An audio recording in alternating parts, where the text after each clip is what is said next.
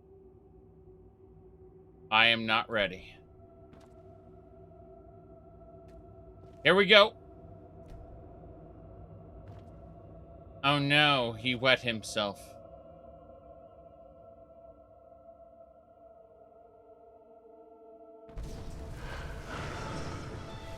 Okay, level 120.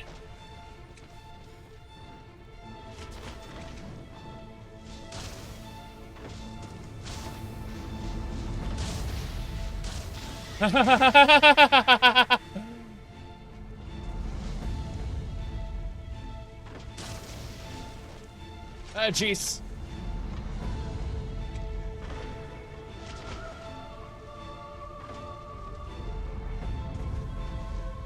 There he is. He's up there. That's not him. That was just a summon.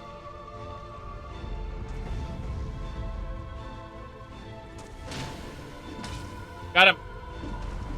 He teleported.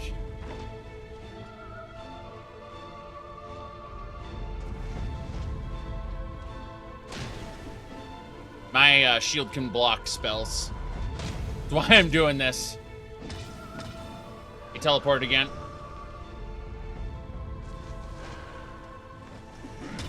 Got him.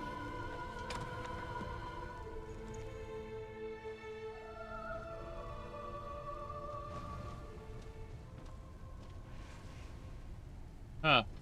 I can't escape this way, can I? No. I can't escape that way. Well. Fragile. How very fragile mortals are. Is this your work as well? Molag Bal only brought alms to the starving. Why blame me when you should be thanking me? I am a miracle as well as the Emperor. But above all, I am the bread. The bread for the starving of this world. Why do you play with people as if we're just puppets? Because you disgust me. It infuriates me when I see the Aetherius inside you. I despise all of creation, all of Mundus. And I despise you insignificant mortals most of all. So brilliant in your goodness, your innocence. I will devour you, and all the Aetherius.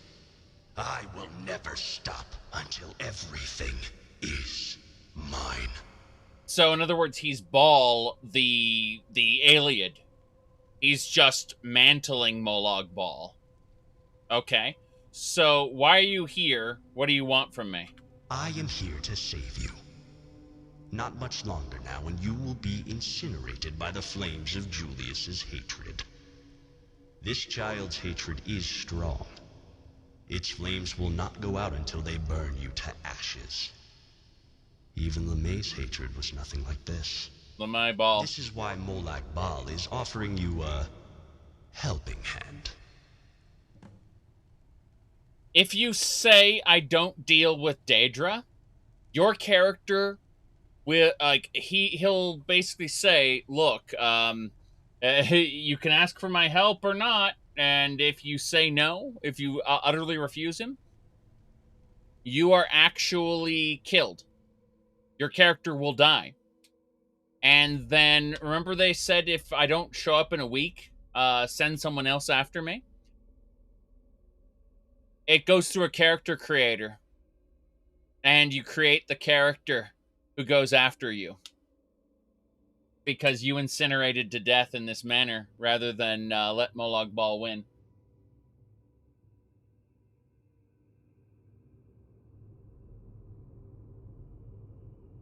Is this how you're starting a fresh playthrough? No.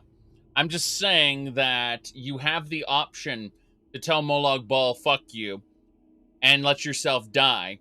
And then it goes through a character creator where the next character you create in the same playthrough will follow up with that. But help me out of here. Your wish is granted.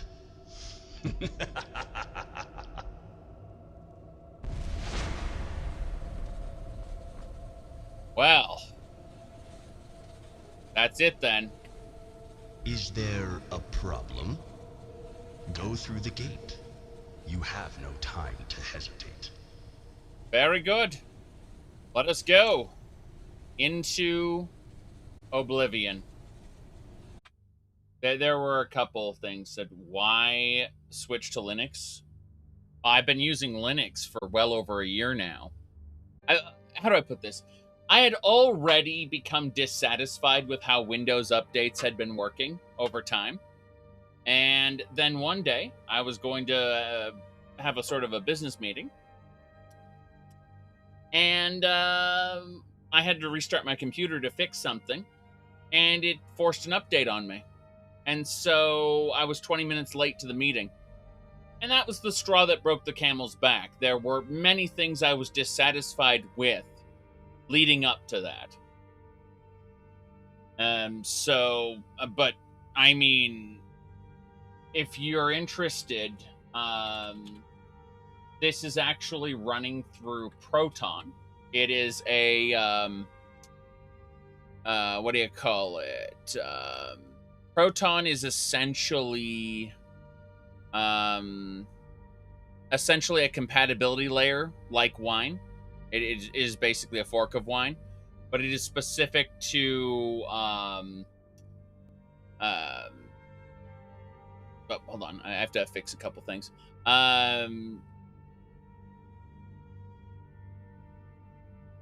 So someone was sending me a message and I'm like, not right now. But unless you got Windows Pro, you can't disable updates. I have Windows Pro. You're thinking of Windows Enterprise Edition. Sorry. Distractions aside. Proton's a compatibility layer like Wine. So what happens is in Steam, you run something called Steam Play. You enable Steam Play for supported titles. You enable Steam Play for all titles.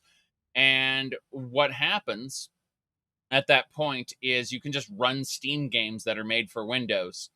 And they will run through the compatibility layer as if they were, as if it were a native game. Now, some games, you will get a performance loss up to about 30%. It depends on the game. Skyrim is already heavily performance capped, so it doesn't matter. But then, as far as, like, mod organizer and stuff go, setting that up is cake. Because we have something along the lines of Lutris. And with Lutris, you back in the day, you had to set up this convoluted, this whole convoluted process by which you would create your own profile in Wine specific to that game, and it was usually a pain in the ass. But Lutris has all of those steps set up for you in the small event that something doesn't run just perfectly through Proton.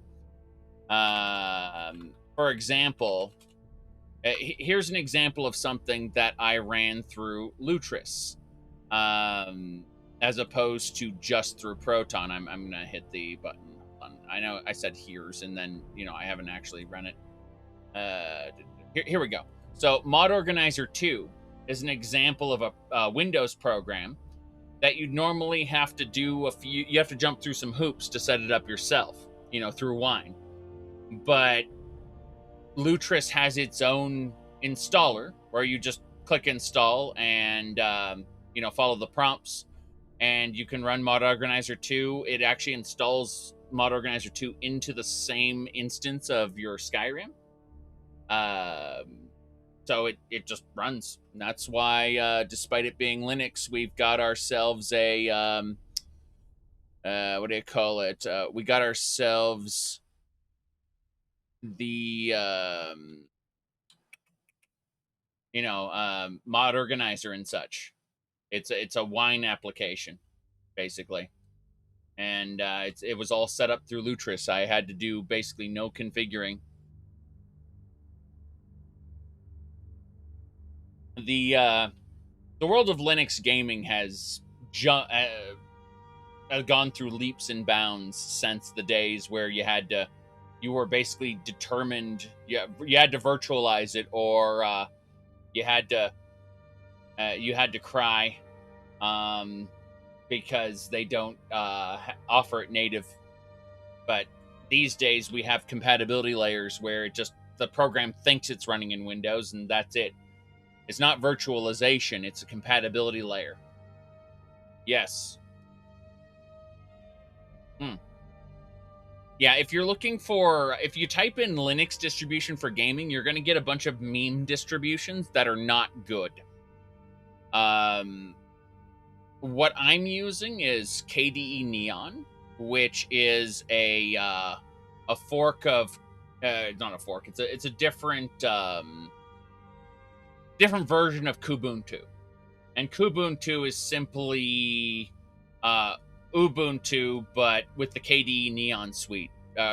Sorry, the KDE Plasma suite. KDE Plasma is a desktop environment that very, very closely replicates Microsoft Windows.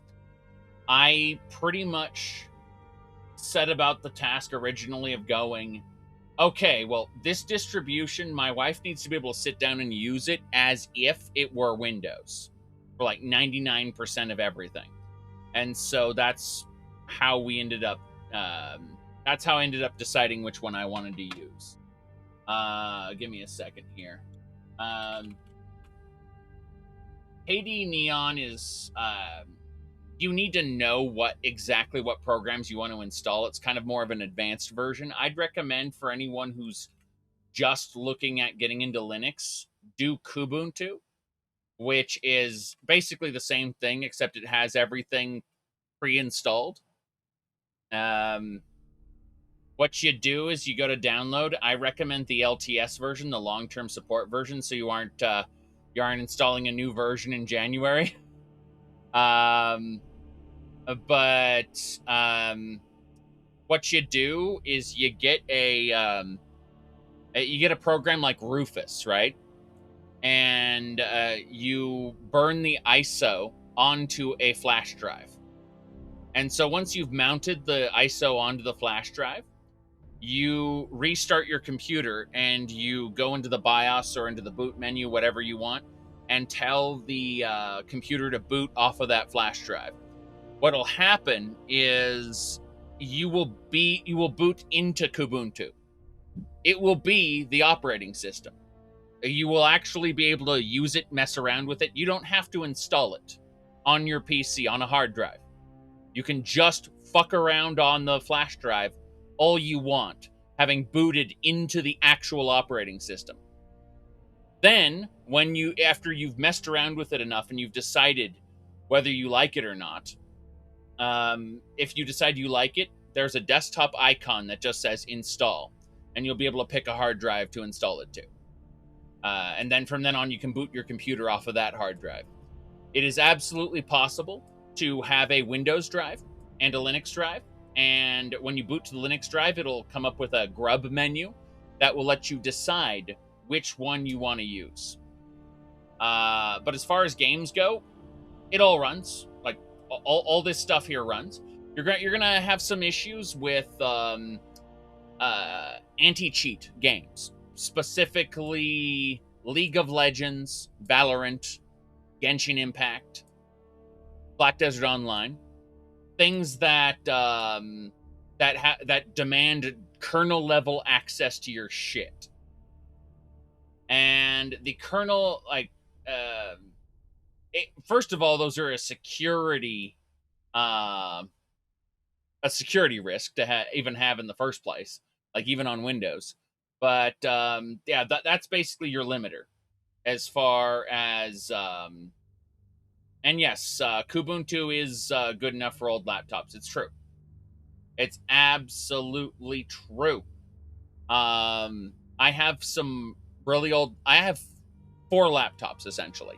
2 of them are really, really old. Windows 10 had turned them into laggy pieces of crap. So,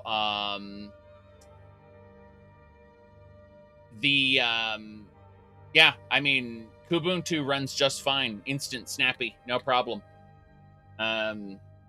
The only reason I'm using KDE Neon on this particular computer is because it's a rolling release distribution.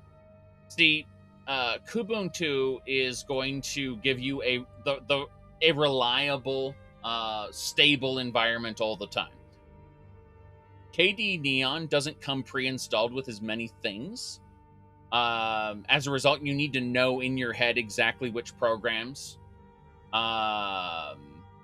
you want to run if you're doing KDE Neon. But what it is, it's a rolling release version of Kubuntu. So it's always going to have the latest version of the KDE software, which means, you know, it's generally more up to date. But that's not going to affect your gaming at all. That's just for enthusiasts who want to have the latest version of the Plasma desktop. It's just for people like me who already know what programs we want to run, and you know, it's better. But for the average user, for someone who just wants to sit down and play their video games, definitely go with Kubuntu, which is essentially the same thing. It's just after I've beta tested shit, then it comes to you. That's basically how it works. I'm just running the latest version of the programs. That's it. Anyway, yeah. So that's pretty much all I have to say on that. You know, between Lutris and Proton, there isn't too much to say. I mean, it's good.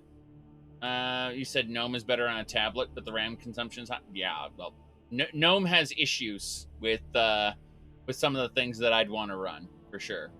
You're going to virtualize it, give it a try? Yeah.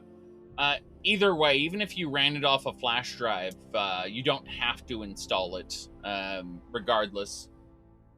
Hey, it boots off of the flash drive and then it directly into the actual operating system.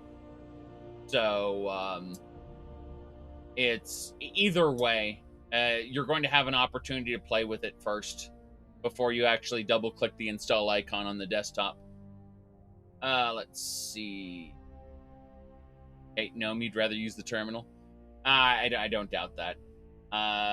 GNOME has some issues, for sure. Yep. Anyway, I have a Windows 10 drive on this PC. There's a grub menu where when I boot the computer, I can choose to boot it into Windows mode. The last time I did that was 3 months ago. Once you understand what programs you want to run and you make sure they all run through either Proton or Wine, you pretty much don't have a reason to go back to Windows other than something with anti-cheat. I think Vermintide 2 and Genshin Impact were the last two things I booted into Windows for. Like, almost all my programs, like Photoshop CS6 is a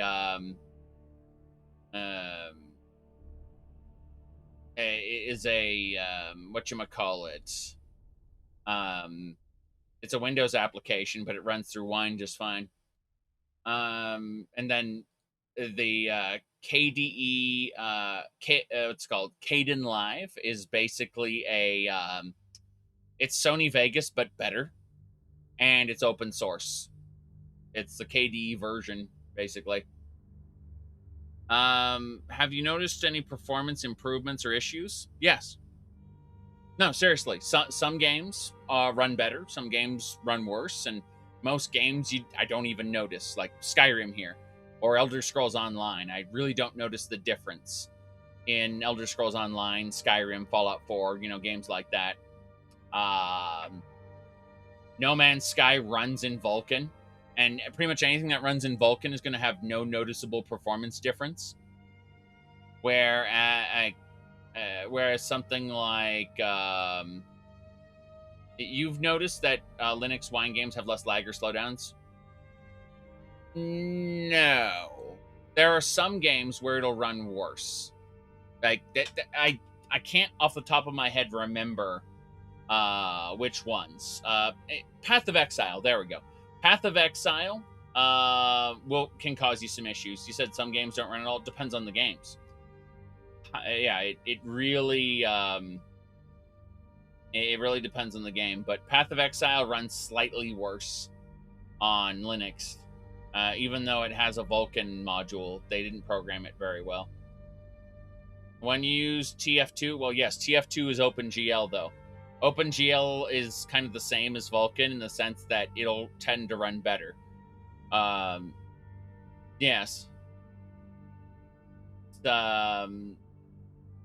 It just depends. Some games you will run up against a performance, like anywhere up to 30% worse performance, I would say, like with Path of Exile.